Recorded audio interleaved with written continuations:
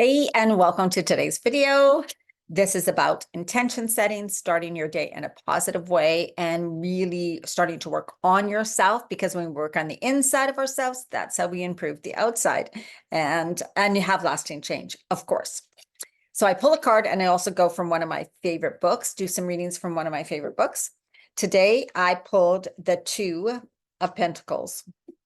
And this is a good one. It's about equilibrium and balance. And it's not that you're going to have perfect balance in your life, but it's also about looking at what areas of my life are out of balance. Like maybe you give so much energy to your job, to the people at work, to your spouse, whatever, and that's so much. And then there's never enough time for you. And you hope by the end of the day, I just hope maybe if I have time by the end of the day, I'll do this. And then you know what? You don't usually do it, right? That's what happens when you put yourself last, when you put everything else first.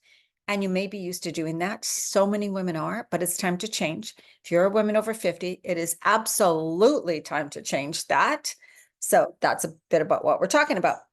So the little affirmation for this card says, I create an equilibrium in life that allows me to be my best self.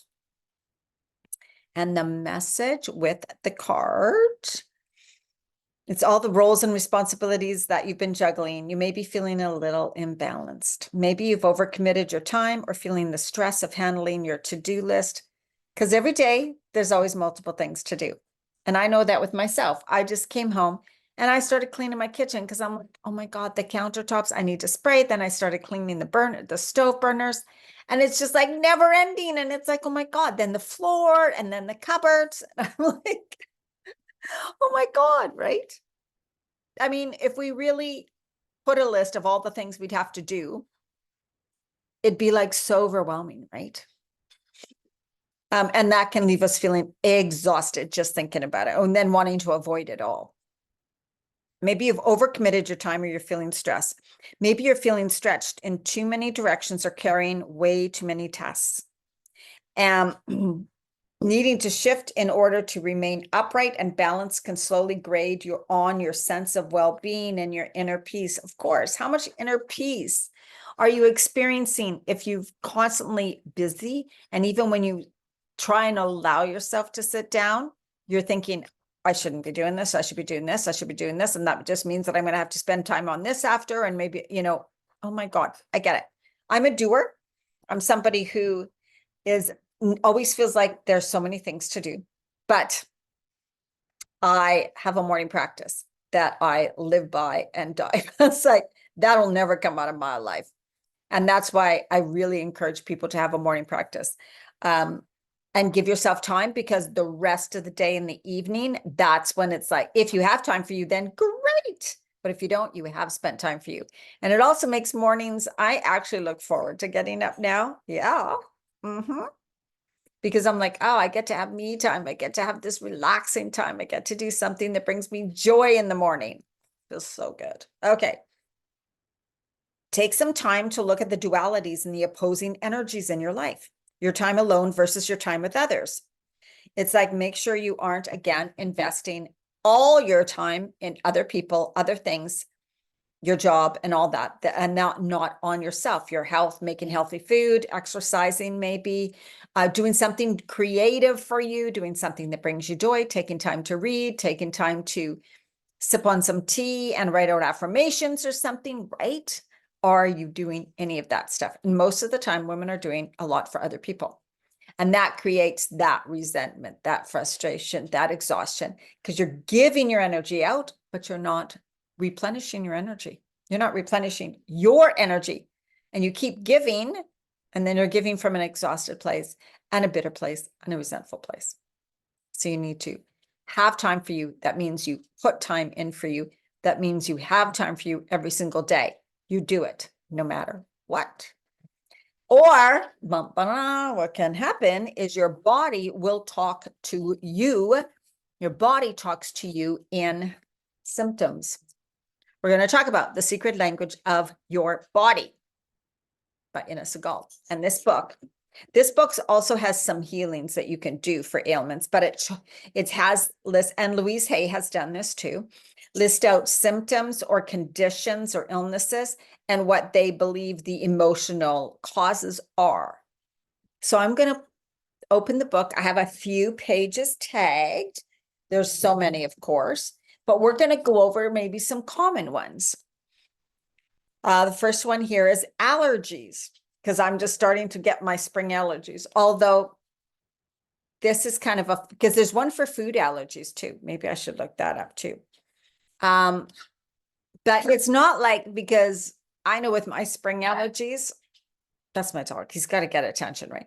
With spring allergies, I kind of get spring allergies no matter what. Like, it doesn't matter the mood I'm in or my emotions. So anyways, but let's just listen and see what it has to say. Feeling annoyed and aggravated by other people, giving away your power, blaming people and events for your negative reactions, obsession with people who have hurt you, difficulty forgiving and seeing the blessing in this hurt, allowing yourself to be controlled or manipulated by others, and then punishing them by withholding love and kindness. That is pretty crazy for allergies, isn't it? Holy. So if you have like various kinds of allergies, does any of that go, some of those things apply to me, right? It's interesting. Another one is bloated. This is a very common one, right? Like feeling bloated a lot. Holding on to anger, trying to find someone to blame, feeling like a victim, helpless and hopeless, worrying too much and holding on to fear, constant self-doubt and self-sabotage, buying into the belief that you are not good enough. So can you relate to any of that if you tend to be bloated most of the time? Also, there's many food combinations that can cause it. There's many different types of foods. Also, oh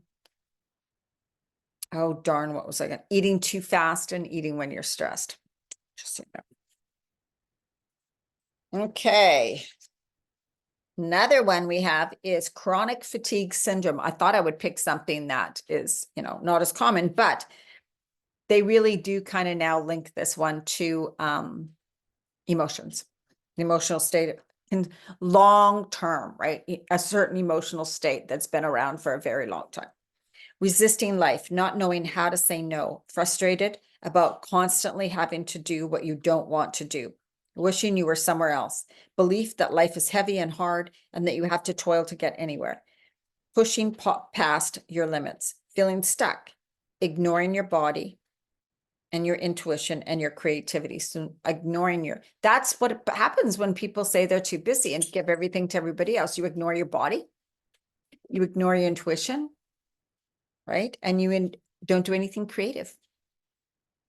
Your body will definitely, because that's your soul talking, saying, hey, this is important to you and you're not doing it, right?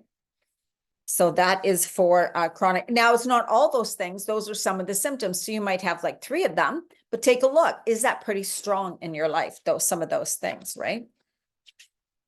Okay, another headache. Of course, lots of people, I get headaches. I'm a headache person. Let's see what it says. Stress, tiredness. We kind of know these things. Seriousness, too much going on, feeling out of control, overwhelmed, overcrowded, frustrated, undermined, self-criticism, self-sabotage, invalidation of self, judgment of self and others, too much thinking and analysis. So, that is that. And we know, lots of us, we know already. Yeah, that's when I tend to get a headache too.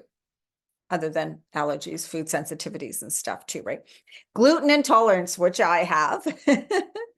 And it's like one of those things for people who have gluten intolerance. It's like, don't tell me I don't, and I've tried so many things, right?